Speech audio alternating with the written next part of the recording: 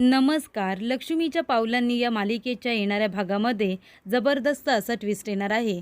तर आपण बघितलं, जेव्हा कला अद्वैतबरोबर लग्न करून चांदेकरांच्या इथे आलेली असते, तेव्हा सरोजने तिला एक अट घातलेली असते आणि ती अट म्हणजे तुला जर या घरामध्ये चांदेकरांची सून म्हणून राहायचं असेल, तर तुझ्या माहेरच्या लोकांबरोबर तुला सगळे संबंध तोडावे लागतील.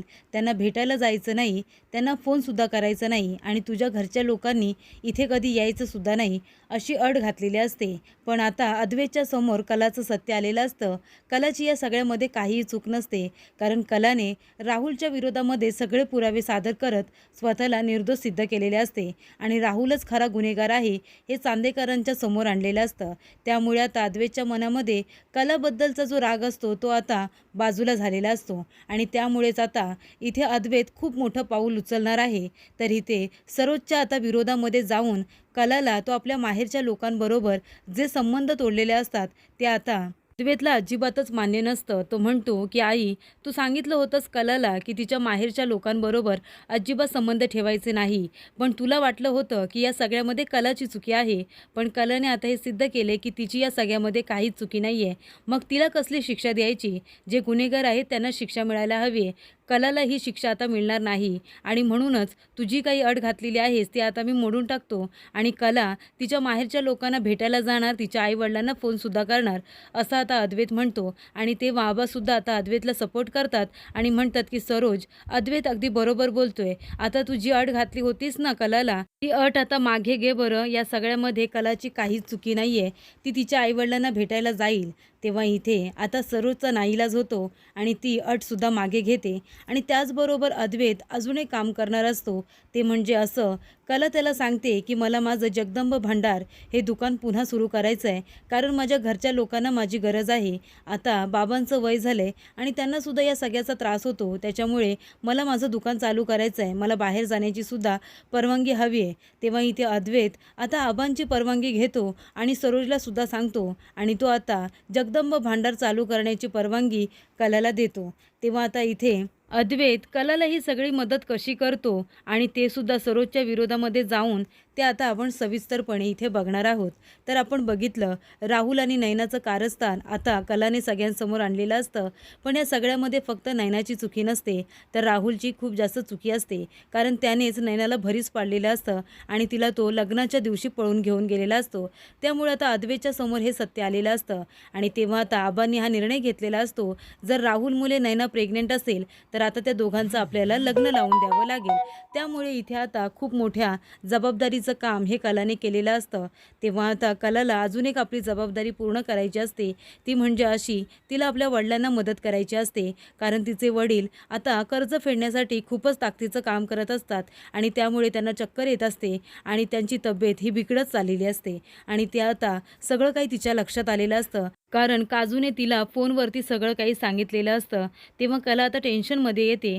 ती म्हणते, माझ्या बाबांचं आता वय झालं आहे, एवढं जर ताकदीचं काम केलं तर बाबांना त्रास होईल.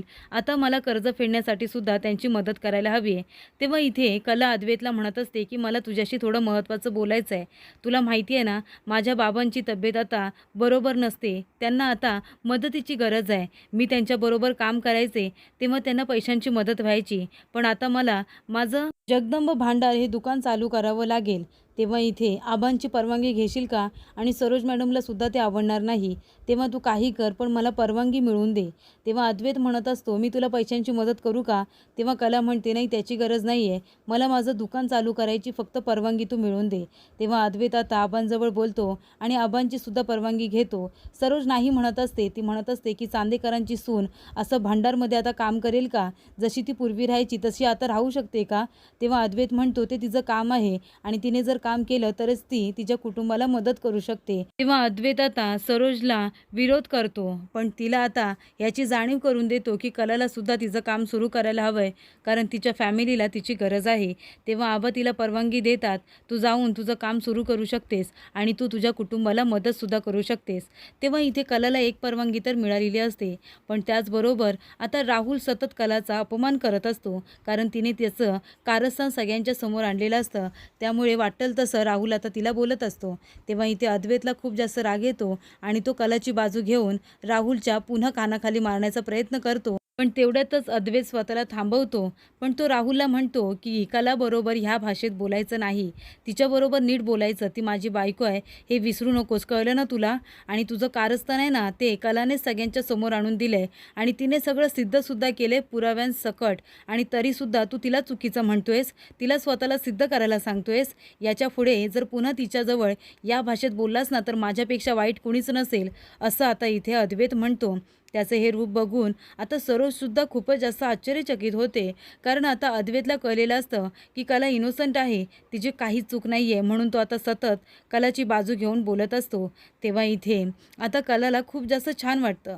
पण आता त्याचबरोबर कलाला जर आपलं जगदंब भांडार चालू करण्याची परवानगी अद्वैतने मिळवून दिलेली असते. पण आता त्यासाठी तिला तिच्या दुकानावरती तर जावं लागणारच असतं. पण त्याचबरोबर आईवडिलांना सुद्धा भेटावं लागणार असतं आणि त्याचबरोबर तिच्या घरीसुद्धा जावं लागणार असतं. पण आता कला जाणार कशी? कारण सरोजने तिला अट घातलेली असते, की तुझ्या माहेरच्या लोकांबरोबर सगळे संबंध तोडून टाकायचे. पण आता जर तिला जगदंब भांडार सुरू करायचा असेल, तर माहेरच्या लोकांबरोबर संबंध तर येणारच. तेव्हा इथे आता कला अद्वैतला म्हणत असते, की "अद्वैत, तू आबांची मला परवानगी तर मिळवून दिली आहेस, पण मी कशी काय जाणार जगदंब भांडारमध्ये माझं काम सुरू करायला? कारण माझ्या काही वस्तू ह्या घरीसुद्धा आहेत. मला माझ्या घरी जावं लागेल. तिथे माझे आई-वडील असतील. त्यांच्याशी तर मला बोलावंच लागेल. मग मी काय करू?" तेव्हा इथे अद्वैत म्हणतो, "म्हणजे तुला काय बोलायचं आहे? तुझे आई-वडील आहेत, तुझं घर आहे, तू जा ना." तेव्हा कला म्हणते, "अद्वैत, तू विसरतोयस का? अरे, मी या घरामध्ये तुझ्याबरोबर लग्न करून आले होते. तेव्हा सरोज मॅडमने मला एक अट घातली होती, की मला जर चांदेकरांच्या इथे सून म्हणून राहायचं असेल, तर मी माझ्या माहेरच्या लोकांबरोबर सगळे संबंध तोडायचे म्हणून. मग आता मी काय करू? मी माझ्या घरी कशी काय जाऊ?" तेव्हा इथे अद्वैत म्हणत असतो, "पण मागच्या वेळेला तर आपण गेलो होतो ना?" तेव्हा कला म्हणते, "ते आपण गेलो होतो ती रीत पूर्ण करण्यासाठी, मांडव परतनीसाठी गेलो होतो आणि आबांनीच आपल्याला परवानगी दिली होती आणि आबांनी परवानगी दिली होती म्हणून सरोज मॅडम काही बोलल्या नव्हत्या. कारण ती एक रीत होती जी पूर्ण करायची होती. पण आता काय करायचं? आता तर मला माझं काम सुरू करायचं आहे." तेव्हा अद्वैत म्हणतो, की "आता आईची परवानगी घ्यावी लागेल. आई तशी तुला परवानगी देईल, तू काळजी करू नको. मी बोलतो आईबरोबर." तेव्हा इथे अद्वैत आता कलाची बाजू घ्यायला लागलेला असतो. हे सरोजच्या लक्षात आलेलं असतं. त्यामुळे इथे जेव्हा अद्वैत सरोजला म्हणतो, की "आई, कलाला जरा तुझी अट घातलीस ना, ती प्लीज आता मागे घे. कारण ती तिचं काम सुरू करणार आहे. मग तिच्या घरी तिला जावं लागेल आणि तिच्या आई-वडिलांजवळ सुद्धा बोलावं लागेल. आणि तसंही या सगळं जे काही घडलं होतं, त्याच्यामध्ये कलाची काय चुकी होती आई? काही चुकी नव्हती. जी चुकी होती ती राहुलची होती आणि जास्तीत जास्त चुकी त्या नयनाची सुद्धा होती. या दोघांनी मिळून हे सगळं कारस्थान केलं होतं. कारण दोघांचं एकमेकांवरती तेव्हा प्रेम होतं. पण आता त्यांचा हा खोटारडेपणा कुणी सिद्ध केला तर कलानेच सिद्ध केला आणि या सगळ्याच्या मागे तिचा काहीच हात नाही आहे. त्याच्यामुळे तू जी काही अट घातलीस ना कलाला, ती मागे घे आणि आता तिला या अटीमधून मुक्त कर आणि तिच्या माहेरी जाण्याची परवानगीसुद्धा तिला देऊन टाक. कारण ह्या सगळ्यामध्ये कलाची काहीच चुकी नाही आहे. त्याच्यामुळे तिला आता आपण कुठल्याही प्रकारची शिक्षा द्यायची नाही आहे." तेव्हा इथे आता अद्वैतच्या सांगण्यावरून सरोजने तिला परवानगी दिलेली असते. अशा पद्धतीने आता अद्वैतने कलाची खूपच जास्त मदतही केलेली असते.